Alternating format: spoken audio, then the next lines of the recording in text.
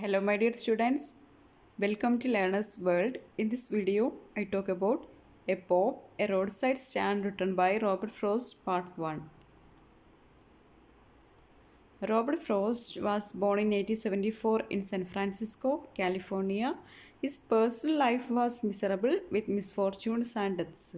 His father died of tuberculosis in 1885 and he was without any money.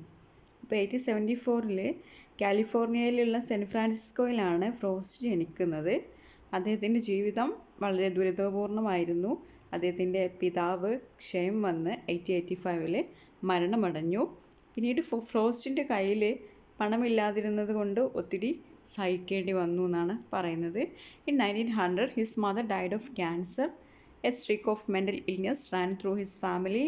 Frost often suffered from depression. One of his sons committed suicide and his daughter had a complete nervous breakdown. Of his 6 children, only 2 survived. He loved farming, but it was a failure and so he sold his farm. അപ്പോൾ in 1900 അദ്ദേഹത്തിൻ്റെ അമ്മക്ക് cancer വന്നിട്ട് മരണപ്പെട്ടു. പിന്നീട് ഫ്രോസ്റ്റിൻ്റെ കുടുംബത്തിൽ പലർക്കും മാനസിക രോഗം ഉണ്ടായിരുന്നു എന്നാണ് പറയുന്നത്. ഫ്രോസ്റ്റും പലപ്പോഴും വിഷാദ രോഗത്താൽ കഷ്ടപ്പെട്ടിരുന്നു. അദ്ദേഹത്തിൻ്റെ ഒരു മകന് ആത്മഹത്യ ചെയ്യുകയുണ്ടായി. അദ്ദേഹത്തിൻ്റെ ഒരു മകൾക്ക് മനോനില തകരുന്ന അവസ്ഥയായിരുന്നു. പിന്നീട് അദ്ദേഹത്തിന് 6 മക്കളുണ്ടായിരുന്നെങ്കിലും 2 മക്കൾ ഒഴികെ എല്ലാവരും മരിച്ചുപോയി. പിന്നീട് അദ്ദേഹത്തിന് ഫാമിങ്ങിലൊക്കെ ഭയങ്കര ഇൻട്രസ്റ്റഡ് ആയിരുന്നു. പക്ഷേ ആ ഒരു ഫാമിങ്ങിൽ വിജയിക്കാൻ കഴിഞ്ഞില്ല. അത് നഷ്ടത്തിലാണ് കലാശിച്ചത്.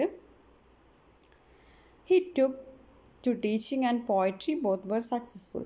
അപ്പോൾ അദ്ദേഹം ഫാമിങ്ങിൽ നഷ്ടത്തിലാണ്, അത് കൃഷിയൊക്കെ നഷ്ടത്തിലാണ് കലാശിച്ചത്. അതിനുശേഷം അദ്ദേഹത്തിൻ്റെ ഭൂമിയൊക്കെ വിറ്റഴിക്കുന്നുണ്ട്.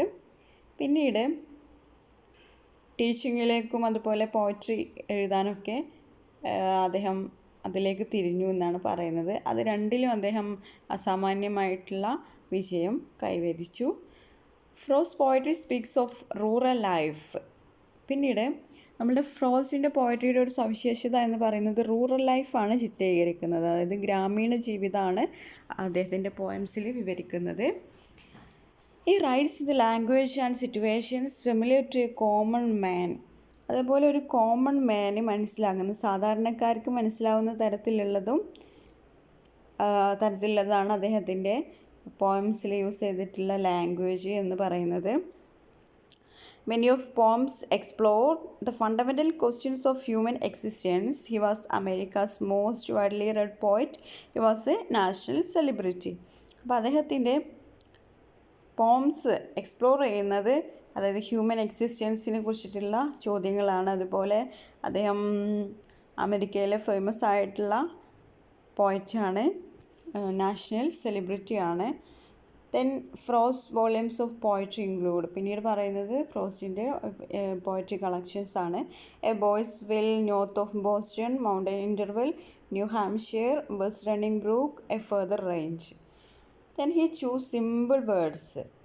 പിന്നീട് അദ്ദേഹത്തിൻ്റെ പോയട്രിയുടെ ഒരു സവിശേഷത എന്ന് പറയുന്നത് വളരെ സിമ്പിളായിട്ടുള്ള വേർഡ്സാണ്, എല്ലാവർക്കും മനസ്സിലാകുന്ന വേർഡ്സാണ് അദ്ദേഹം യൂസ് ചെയ്യുക അദ്ദേഹത്തിൻ്റെ പോയംസിൽ.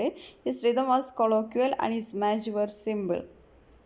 അതുപോലെ അദ്ദേഹത്തിൻ്റെ പോയട്രികളിൽ സംഗീതം നാടൻ ശൈലിയിലുള്ളതായിരുന്നു എന്നാണ് പറയുന്നത്. Frost referred to himself as a synecdochist. അതുപോലെ അദ്ദേഹത്തിന് തന്നെ പറ്റി പറഞ്ഞിരുന്നത്, അതായത് ഫ്രോസ്റ്റിനെ കുറിച്ചിട്ട് തന്നെ പറഞ്ഞിരുന്നത് താനൊരു സിനഡക്കിസ്റ്റ് ആയിരുന്നു എന്നാണ്. A synecdoche is a figure of speech in which we use a part for the whole or the whole for the part. Synecdoche എന്നാൽ ഒരു ചെറിയ ഭാഗം ഒരു വലിയ മുഴുവനെയുള്ള കാര്യത്തിനായിട്ട് ഉപയോഗിക്കുന്നതാണ് സിനഡക്കി എന്ന് പറയുന്നത്. Example, thus we pray give us this day our daily bread, we are not just asking for only bread. അതായത് ഉദാഹരണം ഇവിടെ കൊടുത്തിട്ടുണ്ട്. അതായത് ക്രിസ്ത്യാനികൾ പ്രാർത്ഥിക്കുമ്പോൾ ഞങ്ങളുടെ അന്നന്ന് അപ്പം ഞങ്ങൾക്ക് തരണേ എന്നാണ് അവർ പ്രാർത്ഥിക്കുന്നത്. ഇവിടെ അപ്പം കൊണ്ട് ഉദ്ദേശിക്കുന്നത് തിന്നാനുള്ള അപ്പം മാത്രമല്ല, മറ്റുള്ള ജീവിതോപാധികൾ കൂടിയാണ് ഇതുകൊണ്ട് ഉദ്ദേശിക്കുന്നത്. അതാണ് സിനക്ഡക്കി എന്ന് പറയുന്നത്. അതായത് ഒരു മുഴുവനായിട്ടുള്ള കാര്യത്തിന് വേണ്ടിയിട്ട് ചെറിയൊരു പോർഷൻ നമ്മൾ പറയുന്നതിനെയാണ് സിനക്ഡക്കി എന്ന് പറയുന്നത്. He is a philosopher who penetrates into the complexities of life and gives us some insights. His poems begin in delight and end in wisdom. അദ്ദേഹം ഫ്രോസ്റ്റ് ഒരു തത്വജ്ഞാനിയായിരുന്നു, ഫിലോസഫറായിരുന്നു. അതുപോലെ ജീവിതത്തിൻ്റെ വൈവിധ്യങ്ങളിലേക്ക് അദ്ദേഹം ചൂഴ്ന്നിറങ്ങുകയും പല നിഗൂഢതകൾ മനസ്സിലാക്കുകയും ഒക്കെ ചെയ്തിരുന്നു എന്നാണ് പറയുന്നത്. പിന്നീട് His poem begin in delight and end in wisdom. അദ്ദേഹത്തിൻ്റെ പോംസ് സന്തോഷത്തിൽ തുടങ്ങുകയും ബുദ്ധിയിൽ അവസാനിക്കുകയാണ് ചെയ്യുന്നത്. In his poetry we find the boy who climbs, swings and bends the birch trees, the farmer who insists on mending the wall between neighbors, the traveler who is perplexed by the two roads in front of him, the tired apple picker who dreams of unplucked apples hanging on the branches, the duty-conscious explorer who refuses to be drawn in the lovely dark forest. പിന്നീട് പറയുന്നത് അദ്ദേഹത്തിൻ്റെ കവിതയിൽ ഒരു കുട്ടി മരം കയറുന്നതും ഊഞ്ഞാലാടുന്നതും ബർച്ചി മരങ്ങളുടെ കൊമ്പ് ചായ്ക്കുന്നതൊക്കെ നമുക്ക് കാണാൻ കഴിയും. അദ്ദേഹത്തിൻ്റെ ഫേമസ് പോയമായിട്ടുള്ള ബിർച്ചിസിൽ നമുക്ക് കാണാൻ കഴിയും. അതുപോലെ ഒരു കൃഷിക്കാരൻ വേലി കെട്ടുന്നതും അങ്ങനെ തൻ്റെ അയൽക്കാരനുമായി തൻ്റെ സ്ഥലം വേർതിരിക്കുന്നതും ഒക്കെ നമുക്ക് കാണാൻ കഴിയും. അദ്ദേഹത്തിൻ്റെ പോയായിട്ടുള്ള മെൻറ്റിംഗ് ബോളിൽ നമുക്ക് കാണാൻ കഴിയും. അതുപോലെ ഒരു യാത്രികന് വഴി രണ്ടായി പിരിയുമ്പോൾ ഏതിലേ പോകണമെന്നറിയാതെ പകച്ചു നിൽക്കുന്നത് നമുക്ക് എ റോഡ് നോട്ട് ഐക്കൺ എന്ന് പറഞ്ഞിട്ടുള്ള ഒരു പോയത്തിൽ കാണാൻ കഴിയും. അതുപോലെ ആപ്പിൾ പറിക്കുന്ന ഒരാൾ പറിക്കാത്ത അനേകം ആപ്പിളിനെ പറ്റി സ്വപ്നം കാണുന്നതും, അതുപോലെ തൻ്റെ ജോലിയിൽ ആത്മാർത്ഥതയുള്ള നിരീക്ഷകന് കാടിൻ്റെ വന്യമായ ഭംഗി ആസ്വദിക്കാതെ തൻ്റെ കടമ മാത്രം ചെയ്യുന്നതൊക്കെ നമുക്ക് ഫ്രോസ്റ്റിൻ്റെ പോയംസിൽ കാണാൻ കഴിയും. He did not like free verse. ഫ്രോസ്റ്റിന് ഫ്രീ വേഴ്സ് ഇഷ്ടമുണ്ടായിരുന്നില്ല എന്നാണ് പറയുന്നത്. He thought that free verse is like playing tennis without net. അപ്പോൾ അദ്ദേഹത്തിൻ്റെ അഭിപ്രായത്തിൽ ഈ ഒരു ഫ്രീ വേഴ്സ് എഴുതുന്നത് നെറ്റില്ലാതെ ടെന്നീസ് കളിക്കുന്നത് പോലെയാണ് എന്നാണ് ഫ്രോസ്റ്റ് പറയുന്നത്. In 1961 Frost was asked to recite his poem John F. Kennedy's presidential inauguration, received the Pulitzer Prize 4 times. 1961 president കെന്നഡിയുടെ സത്യപ്രതിജ്ഞാ സമയത്ത് തൻ്റെ കവിത പാരായണം ചെയ്യാൻ ഫ്രോസ്റ്റിനെ ക്ഷണിച്ചിരുന്നു. അതുപോലെ അദ്ദേഹത്തിന് 4 പ്രാവശ്യം പുലിറ്റ്സർ പ്രൈസൊക്കെ കിട്ടിയിട്ടുള്ള ആളാണ് നമ്മുടെ Robert frost. He died in 1963 and his epitaph read, I had a lover's quarrel with the world. അപ്പോൾ അദ്ദേഹത്തിൻ്റെ ശവകുടീരത്തിൽ ഇങ്ങനെയാണ് എഴുതിയിരിക്കുന്നത്, I had a lover's quarrel with the world.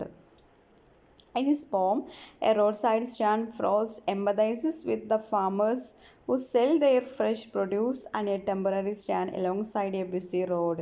അപ്പോൾ ഈ ഒരു എ റോഡ് സൈഡ് സ്റ്റാൻഡ് എന്ന കവിതയിൽ തങ്ങളുടെ വീടിനടുത്തുള്ള ഷെഡുകളിൽ വെച്ച് റോഡിൽ കൂടി പോകുന്നവർക്ക് തങ്ങളുടെ ഉൽപ്പന്നങ്ങൾ വിൽക്കുന്ന ചില കൃഷിക്കാരെ പറ്റിയാണ് ഇവിടെ പ്രതിപാദിക്കുന്നത്.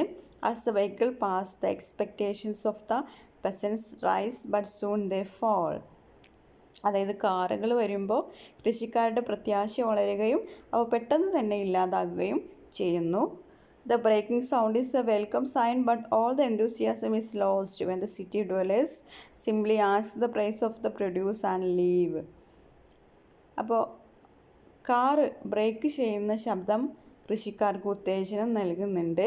പക്ഷേ കാറിലുള്ളവർ സാധനത്തിൻ്റെ വില ചോദിച്ച് ഒന്നും വാങ്ങാതെ പോകുമ്പോൾ അവരുടെ ആശ നിരാശയായി മാറുന്നു എന്നാണ് പറയുന്നത്. Some foolishly ask for gallon of petrol and some reverse car and drive away. അപ്പോൾ ചില ആളുകൾ പെട്രോൾ എവിടെയാണ് കിട്ടുക എന്ന് ചോദിക്കാനായിരിക്കും വരുന്നത്, ചിലർ വഴി ചോദിക്കാനാണ് നിർത്തുന്നത് എന്നാണ് പറയുന്നത്. These peasants have put up a roadside stand not to reduce their poverty but to taste the luxuries of city life. അപ്പോൾ ഈ കൃഷിക്കാർ ഈ സ്റ്റാൻഡ് ഇട്ടിരിക്കുന്നത് അവരുടെ ദാരിദ്ര്യം കൊണ്ടല്ല, കുറച്ച് പണം ഉണ്ടാക്കി നഗരത്തിൽ പോയി അവിടുത്തെ ആഡംബര ജീവിതം ഒന്ന് രുചിച്ചു നോക്കുവാനാണ് ഇവരിങ്ങനെ ചെയ്യുന്നത്. Throughout the poem we see the sharp contract between the callous city dwellers and the trusting rural folk. അപ്പോൾ ഈ ഒരു കവിതയിലുടനീളം നമുക്ക് കാണാൻ കഴിയും കൃഷിക്കാരും നഗരവാസികളും തമ്മിലുള്ള വ്യത്യസ്തതകൾ നമുക്ക് കാണാൻ കഴിയും. The speeding travelers actually spoil the beauty of the countryside, but they find fault with the stand. അതായത് സ്പീഡിൽ ഓടിച്ചു പോകുന്ന യാത്രക്കാർ ശരിക്കും ആ ഒരു ഗ്രാമീണ സൗന്ദര്യം നശിപ്പിക്കുന്നുണ്ട് എന്നാണ് പറയുന്നത്. These villages are victimized by property speculators, capitalists and politicians who want to get them into the mesmerizing world of the cities. അതായത് ഈ വസ്തുവിൽപ്പനക്കാരും മുതലാളികളും രാഷ്ട്രീയക്കാരും ചേർന്ന് നഗരജീവിതത്തിൻ്റെ മാസ്മരികതയെപ്പറ്റി പറഞ്ഞ് പാവപ്പെട്ട കൃഷിക്കാരെ കബളിപ്പിക്കുകയും വ്യാമോഹിപ്പിക്കുകയൊക്കെ ചെയ്യുന്നുണ്ട്. In the cities, people do not think and act for themselves. Some villages are forced to migrate to town where there is no work ethic. അതുകൊണ്ട് തന്നെ ചില കൃഷിക്കാർ അവരുടെ ഗ്രാമത്തിൽ സ്ഥലം വിറ്റ് നഗരത്തിലേക്ക് ചേക്കേറാൻ നിർബന്ധിതരാകുന്നു. പലപ്പോഴും കൃഷിക്കാരൻ്റെ വിഷമം അയാളുടെ ആത്മകഥത്തിൽ കേൾക്കാൻ കഴിയുമെന്നാണ് പറയുന്നത്. We hear the pain of a villager when he says you have the money but if you want to be mean keep your money and go along. അതായത് ഈ ഒരു കൃഷിക്കാരുടെ വിഷമങ്ങൾ അവരുടെ ആത്മകഥത്തിൽ നമുക്ക് കേൾക്കാൻ കഴിയും. അവർ പറയുന്നത് നിങ്ങൾക്ക് കാശുണ്ട്, നിങ്ങൾക്കത് ചിലവാക്കേണ്ടെങ്കിൽ എന്ത് ചെയ്യുക, നിങ്ങളുടെ കാശ് സൂക്ഷിച്ചു വെക്കുക, എന്നിട്ട് യാത്ര തുടരുക എന്നാണ് പറയുന്നത്. At the end the poet wants to end the suffering of the villagers. അതായത് ഈ ഒരു കവിതയുടെ അവസാനത്തിൽ കവിക്ക് കൃഷിക്കാരുടെ ദൈന്യതയ്ക്ക് അന്തം വരുത്തണമെന്നുണ്ട്. പക്ഷെ അയാൾക്ക് കാര്യമായൊന്നും ചെയ്യാൻ പറ്റില്ല. But since he can do that he wants somebody to mitigate his pain as he can suffer watching the plight of these villagers. അപ്പോൾ കൃഷിക്കാരുടെ ദയനീയ അവസ്ഥയിൽ അയാൾക്ക് വലിയ സഹതാപമുണ്ട്, അത് അയാളെ വിഷമിപ്പിക്കുന്നുണ്ട് എന്നാണ് പറയുന്നത് പോയറ്റിനെ. The poem is a critic of modernisation. The stand is a simple of past that is diminishing. അപ്പോൾ ഈ ഒരു പോയം ആധുനികതയെ വിമർശിക്കുന്നുണ്ട്. കൃഷിക്കാരൻ്റെ സ്റ്റാൻഡ് ഒരു പഴയ കാലത്തിൻ്റെ പ്രതീകമാണെന്നാണ് പറയുന്നത്. It is A proof of the decline of agricultural prosperity and the agrarian way of life. അതുപോലെ കൃഷിയുടെ ദുരവസ്ഥയും കൃഷിക്കാരുടെ വേദനാജനകമായ ജീവിതത്തിൻ്റെ ഒരു പ്രതീകവുമാണത് എന്നാണ് പറയുന്നത്. The poem is very simple but is full of rich suggestions. അപ്പോൾ ഈ ഒരു കവിതയിൽ വളരെ എളുപ്പമുള്ള വാക്കുകളാണ് ഉപയോഗിച്ചിരിക്കുന്നതെങ്കിലും വലിയ അർത്ഥതലങ്ങൾ ഉൾക്കൊള്ളുന്നവയാണ് അവ എന്നാണ് പറയുന്നത്. I conclude here. Thank you for watching our video. If you are interested, please subscribe, comment, share, like.